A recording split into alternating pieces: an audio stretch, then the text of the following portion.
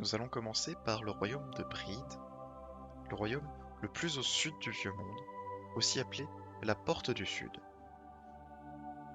Le royaume de Bride est un pays divisé en 6 provinces, au climat tempéré. L'air y est doux et marin, quelques collines parsèment le cœur de ce royaume, notamment dans les alentours de la capitale.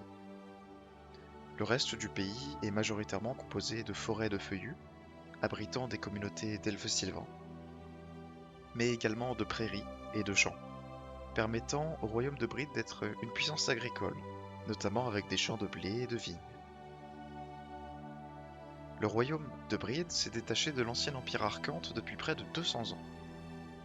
Après de forts désaccords entre la province de Bride et l'empereur, Marcus III, alors consul de Bride, décida de rassembler les clans locaux des provinces alentours qui étaient acquis à sa lutte contre l'esclavage.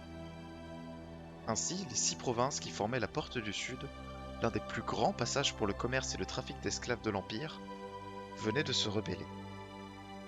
Durant 2 siècles, les armées impériales s'écrasaient sur les fortifications bridiennes, mais les combattants tenaient bon, bataille après bataille. Cela était dû à une politique de défense et de conscription efficace, mais également à des traités avec certaines tribus d'elfes sylvains, qui harcelaient les routes d'approvisionnement impérial. Aucun traité de paix ne fut signé entre Bride et l'Empire, mais la guerre passa d'une offensive totale à des escarmouches plus éparses.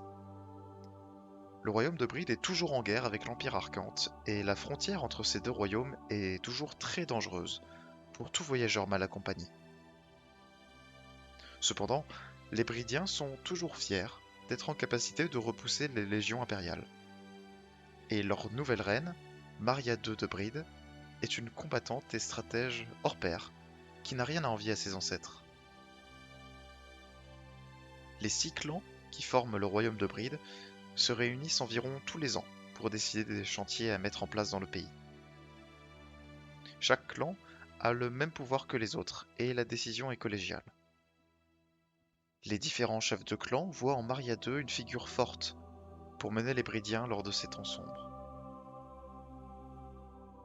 La majorité des gens qui vivent à Bride sont de simples fermiers, et malgré des étés étouffants, les récoltes sont plutôt bonnes, et les petites gens sont plutôt heureux de leur gouvernement. Tout au nord de l'Empire arcante se trouvent les comtés de Brytia, aussi appelés les comtés de la foi, un regroupement de comtés théocratiques qui chacun prie l'un des anciens dieux humains. Le pays de Brytia a un climat tempéré froid. Les hivers sont très durs, et l'automne et le printemps sont des saisons balayées par les tempêtes et les orages. Seul l'été offre un environnement agréable et doux, bien moins chaud que dans les terres du sud. La majorité des terres sont des forêts et des collines, ce n'est donc pas étonnant que de nombreux villages travaillent le bois ou construisent des mines. Les terres sont parsemées de créatures et de monstres de tout type, et les conditions sont très dures pour toute la population rurale. L'histoire de Brytia est fortement liée à celle de l'Empire arcante, jusqu'à 250 ans avant notre ère.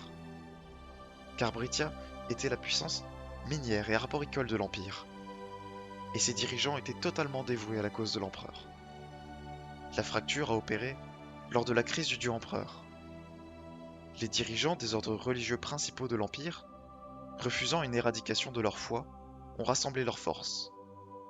Ils savaient pertinemment que la force brute des légions impériales les anéantirait s'ils voulaient renverser l'entièreté du pays. Dans le plus grand secret, les fidèles des 12 dieux récupérèrent armes, munitions, armures et chevaux, et se dirigèrent vers le nord.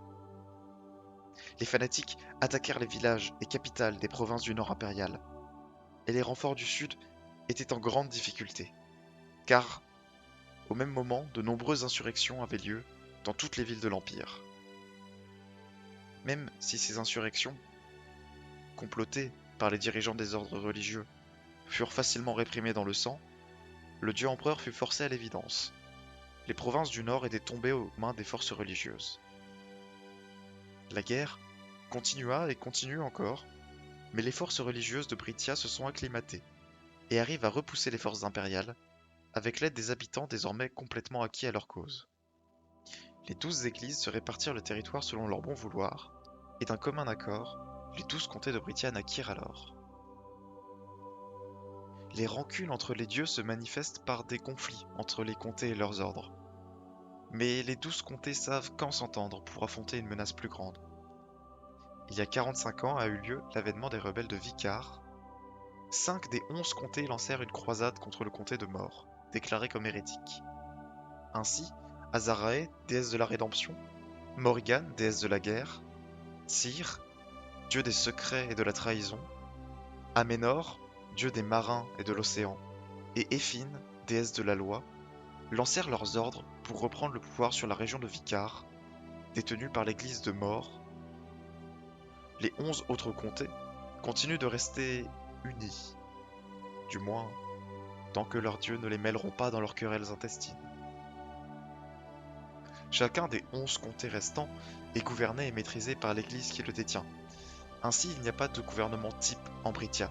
Tout dépend du lieu, du dieu et du comté.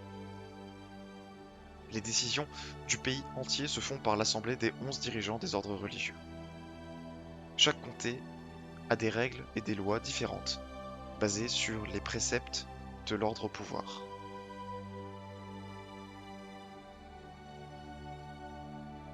Tout à l'est des comtés de Brytia se trouve le comté rebelle de Vicar, aussi appelé le comté mort-vivant, dirigé par l'église de Mor, dieu des morts et du deuil. Le comté de Vicar a un climat et une géographie similaires aux autres comtés de la foi se trouvant lui aussi dans la région de Brytia. L'événement des rebelles de Vicar détacha l'église de Mor des autres comtés. C'est désormais un comté rebelle qui se bat contre l'Empire et contre les autres comtés de Brytia pour sa propre survie.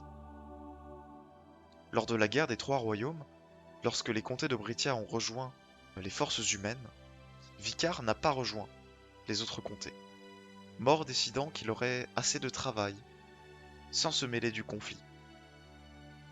Cependant, la position stratégique du comté a empêché les forces brytiennes et daliniennes d'attaquer directement les bois sacrés des elfes sylvains, redirigeant les batailles plus au nord, vers l'ancien comté de Shellan et les Terres Désolées.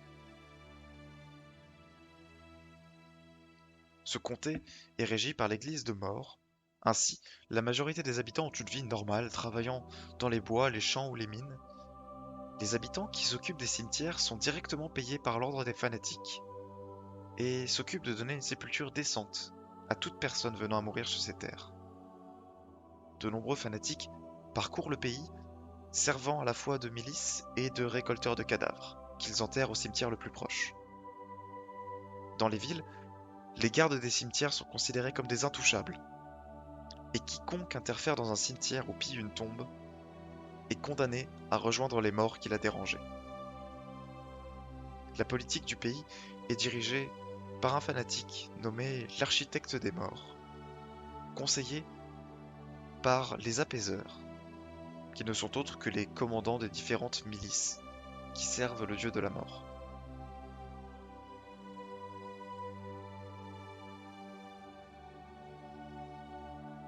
Au sud des comtés de Brytia se trouve l'Empire Arcante, autrement appelé l'Empire déchu. Le pays est composé de prairies et de forêts, avec de grandes façades côtières et de nombreuses rivières, rendant l'agriculture la principale occupation des habitants des provinces. Ce qui reste du puissant Empire Arcante n'est qu'une fraction de la puissance de l'Empire à son apogée, il y a cela 300 ans.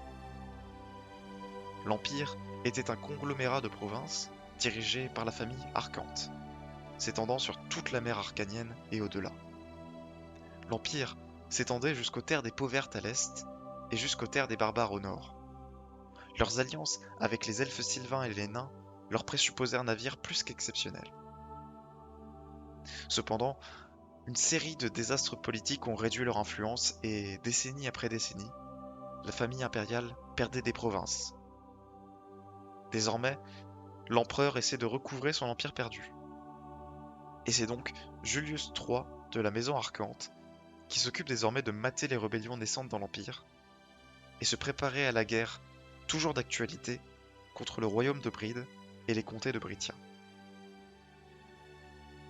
Le pays est dirigé par la famille impériale, qui est actuellement la maison Arcante.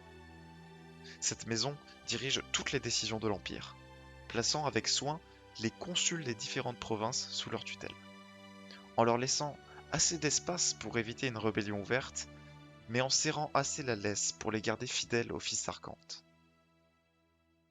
La noblesse impériale occupe les places les plus convoitées à la cour de l'Empire, et s'occupe de percevoir les taxes, former les hommes, ainsi que gérer la sécurité de leurs propres terres.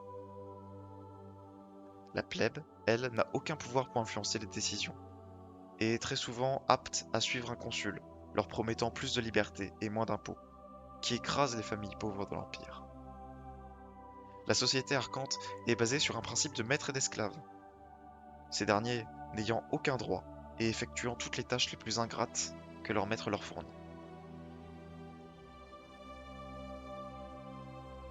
Au cœur de la forêt d'Amal se trouvent les royaumes des elfes sylvains, aussi appelés le cœur du monde.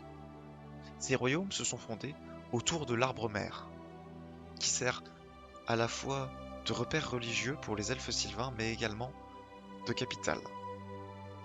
La région de l'arbre-mère est une forêt luxuriante, où de nombreuses espèces d'arbres et d'animaux coexistent. C'est un halo de beauté naturelle. Cependant, aucun humain ou étranger des bois des elfes sylvains n'a pu, ne serait-ce que l'approcher. Autour de cet arbre géant, 3 tribus se partagent le royaume. Les elfes des bois, aussi appelés les Eldar Tavas, les elfes des rivières, aussi appelés les Eldar Lona, et les elfes des collines, aussi appelés les Eldar Ambo. Les bois sont denses et quasiment impénétrables. De grandes rivières aux flots violents descendent des bois et des collines des elfes sylvains. La région a été fortement impactée par la guerre des Trois Royaumes. L'explosion du comté de Shellan et le maelstrom gigantesque qui s'y est provoqué a tué des centaines de milliers d'elfes sylvains. Ce qui fait qu'aujourd'hui, plusieurs générations manquent à l'appel dans la région de l'Arbre-Mère. Les elfes sylvains ont une petite particularité sur le fait qu'ils n'ont pas de caste comme les autres royaumes. Tout le monde est égal devant l'Arbre-Mère, a les mêmes droits et est respecté, du simple chasseur jusqu'au roi des forêts sacrées, du moment qu'il est un elfe sylvain. Les elfes sylvains sont surtout des guerriers, des chasseurs, des éleveurs ou des cueilleurs. Les décisions prises par les rois des 3 royaumes des elfes sylvains sont décrétées par l'oracle de l'Arbre-Mère, le plus ancien et le plus sage des elfes sylvains. Dans les montagnes de l'Est se trouvent les royaumes enfouis des nains, aussi appelés les Khazad, qui veut dire forteresse en nain. Ces grandes montagnes s'étendent sur des centaines de kilomètres. Ce sont d'immenses chaînes de montagnes jeunes dont les cimes percent le ciel et les nuages. D'immenses glaciers recouvrent le sommet de ces montagnes, rendant leur traversée quasiment impossible. Cependant, un véritable réseau souterrain de tunnels, de villes et de routes a été construit durant des siècles par les nains et leurs acolytes gnomes. C'est désormais un véritable pays souterrain, dans lequel il est facile de se perdre sans guide. Les 4 royaumes des nains tentent tant bien que mal d'afficher une cohésion de façade dans leur combat pour garder leurs terres ancestrales. En réalité, les royaumes sont tous sauf unis, et des guerres entre clans éclatent tous les mois, surtout pour un contrôle plus grand des mines souterraines. Les 4 royaumes ne s'entendront qu'en cas de péril majeur, comme lors de la guerre des 3 royaumes. Le reste du temps, chacun décide tout seul. Les nains ont extrêmement souffert de la guerre des 3 royaumes. Plusieurs centaines de milliers de nains et de gnomes ont en effet perdu la vie lors de la guerre du seigneur nain de Khazad-dûzul, Trin, pour reprendre un comté finalement assez peu utile pour les nains. Il reste encore beaucoup de rancune entre les 3 autres royaumes envers le royaume de Khazad-dûzul, qui a en effet mené des troupes des autres royaumes nains à la mort pour récupérer une petite ville et quelques petites montagnes.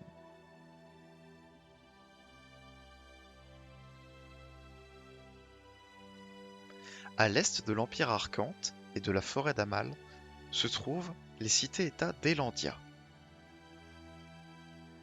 Ces cités marchandes tiennent place sur une terre fertile, parsemée de collines, de forêts denses, mais également de grandes rivières et de prairies gigantesques. Le pays est parsemé de cultures diverses, notamment d'oliviers et de vignes, mais également d'arbres fruitiers et de blé. Au nord, la frontière borde les royaumes des Sylvains et des Nains, et au sud, de grandes îles montagneuses et aux plages paradisiaques bordent l'accès à la mer Arcanienne. On raconte que de nombreuses créatures mythiques peupleraient ces terres, car certaines îles, malgré les efforts de certaines cités-États, sont totalement inhabitables. Les cités-États se sont développées pendant la conquête de l'Est d'Arcane, qui, fiers de ses alliés elfes sylvains et nains, ont conquis toutes les tribus nomades et les païens de l'actuel Elandia.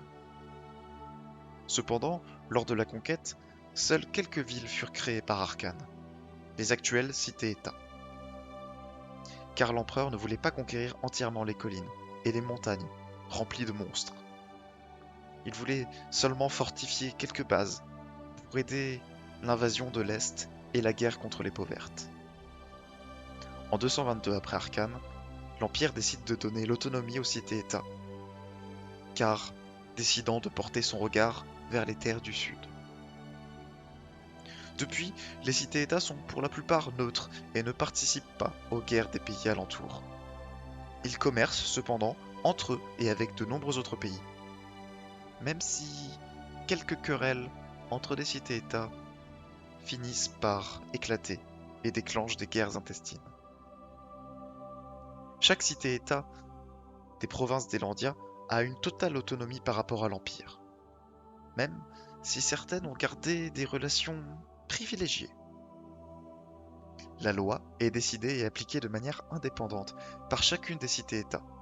Certaines ont des vues plutôt expansionnistes, notamment vers les îles du Sud.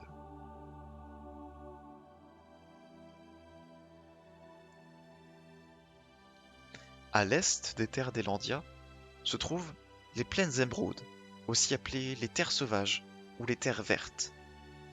Ces immenses terres sauvages sont composées de plaines gigantesques, de forêts et de jungles s'étendant sur des centaines de kilomètres. Le terrain n'est propice ni à l'agriculture, ni aux habitations stables. Les plaines émeraudes sont une terre qui n'est gouvernée par personne. Les tribus orques, les trolls, les gnolls et les gobelins qui vivent en ces lieux ont chacun trouvé leurs propres environnements et veulent surtout assurer leur survie avant tout. Lorsque les premiers explorateurs ont commencé à visiter cette région, les premières tribus d'orques existaient déjà. On considère que les orques sont des créatures au moins aussi anciennes que les elfes. À l'origine, les terres des tribus orques s'étendaient jusqu'à l'actuel Empire Arcante. Mais la conquête de l'Est fut lancée par les hommes du Vieux Monde. Les orques, voyant rapidement que les humains les surpassaient en technologie et ne voulant pas d'un conflit entre des nations qui autrefois vivaient en paix relative, envoyèrent l'orque le plus sage, un dénommé Ogrok, membre du clan des Taureaux de Pierre, pour discuter avec le chef de la croisade, Arcane lui-même. Seuls les dieux savent vraiment ce qui s'est passé ce jour-là, mais dans la nuit, l'Empire Arcante a déferlé sur les tribus d'Elandia. Le massacre fut tel qu'on considère qu'aujourd'hui, il n'existe plus aucun orc qui descend des tribus des Taureaux de Pierre, des Chasseurs d'ours, du clan de l'Étoile et de la tribu des Briseurs de Tête. La croisade, menée par Arcane, défit sans problème les tribus et réduisit en esclavage leurs survivants. Il conquit l'actuel Elandia en quelques mois, repoussant les tribus orques venues au secours de leurs frères de l'Ouest. Les orques nourrissent depuis une haine féroce et de l'incompréhension envers les Arcantes, même si les nouvelles générations oublient petit à petit ces histoires.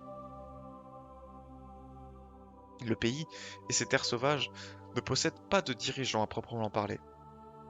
Chaque clan ou tribu est autonome. La majorité des clans sont nomades et vivent de la chasse et de la cueillette. Cependant, certaines communautés se sont sédentarisées dans des zones moins dangereuses du pays. À la frontière avec Elandia, quelques villes voient cohabiter des Élandiens et des orques. Et ces villages servent de point de passage pour les marchandises circulant entre les deux pays. Chaque doyen ou doyenne de la tribu orque représente les siens à Drigar, seule vraie ville des plaines émeraudes, où se tiennent les conseils qui permettent de régler les problèmes entre tribus, ainsi qu'à forger des alliances entre les différents clans. À l'est des Khazad-nains se trouve la terre-mère des Elfes Noirs, le royaume souterrain, aussi appelé par les Elfes Noirs l'Ilhar Ardro. Ces terres sont composées de grandes chaînes de montagnes inhospitalières et de collines escarpées. Les Elfes Noirs vivent dans les souterrains, dans des tunnels et des cavernes qu'ils ont aménagés.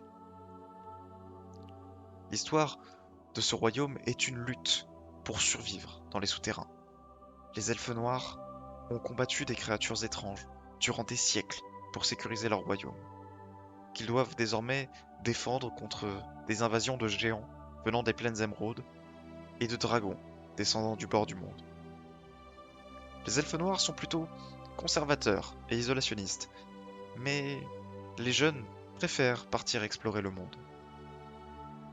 Les Elfes Noirs ont aidé militairement les nains durant la guerre des Trois Royaumes, mais leur relation s'est dégradée récemment, à cause de revendications communes de mines. Même si les pays ne sont pas en guerre, les tensions entre les deux peuples sont vives. Les Elfes Noirs sont dirigés par une reine, désignée par les grandes familles nobles pour accéder au trône. En effet, il n'y a pas de monarchie, car la reine actuelle ne peut pas choisir son héritière parmi sa famille.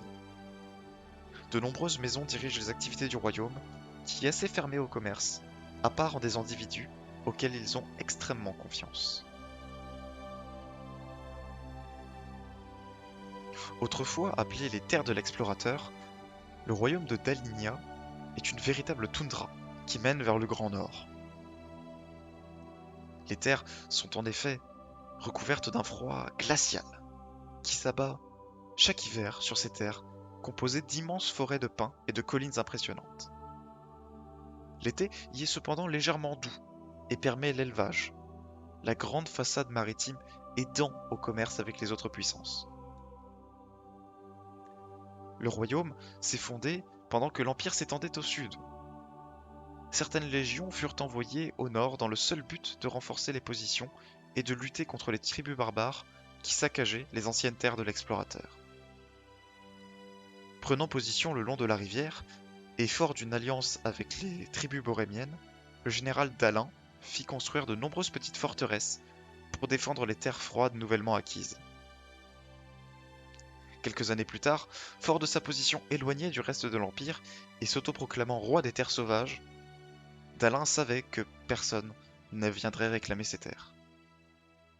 Aujourd'hui, les impériaux, les borémiens et les locaux se sont mélangés, faisant de fiers enfants robustes et acclimatés au froid extrême. Le roi contrôle tout le pays, et même les dirigeants des provinces sont totalement sous son contrôle. Chaque jeune doit servir pendant 5 ans à sa majorité, à la frontière du nord, où son espérance de vie sera très faible, entre le froid mordant et les raids nordiques. Au nord des comtés de la Foi se trouve le royaume de Borémia, aussi appelé la Terre des Exilés. Les terres de ce royaume sont pluvieuses et froides. Seules quelques collines au centre du royaume constituent une petite élévation. Le pays est sinon plat et marécageux. La façade maritime de Borémia est énorme, ce qui rend le pays très impacté par les tempêtes et également les raids des différents peuples nordiques. L'histoire de ce royaume remonte quand les hommes ont commencé à fonder leur ville sur le littoral du Vieux-Monde. Des luttes entre les différents clans rivaux de la région en faisaient une terre inhospitalière, et de nombreux habitants sont partis plus au nord, pour recommencer une vie paisible. Ces guerres ont duré jusqu'à l'arrivée des hauts elfes. Sortis des flots comme si la mer elle-même les en avait chassés, les hauts elfes arrivent à convaincre le chef de Borémia d'ouvrir son port et de les accueillir. Avec la stratégie et le talent magique des nouveaux arrivants, le chef de Borémia, Dugar, procéda à une conquête des clans voisins, en l'échange de certaines terres qu'il accorderait aux hauts elfes.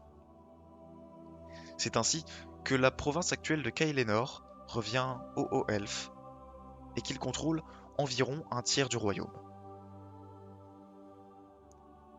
Le roi de Borémia décide de la politique intérieure, en théorie, et les dirigeants des villes lui sont totalement dévoués. En pratique, de nombreux clans font appliquer leurs propres lois à un niveau local, et soudoient le roi assez grassement pour qu'il détourne les yeux. Les hauts elfes sont extrêmement influents à la cour du roi, et n'hésitent pas non plus à user de tout leur pouvoir pour influer sur les décisions du royaume.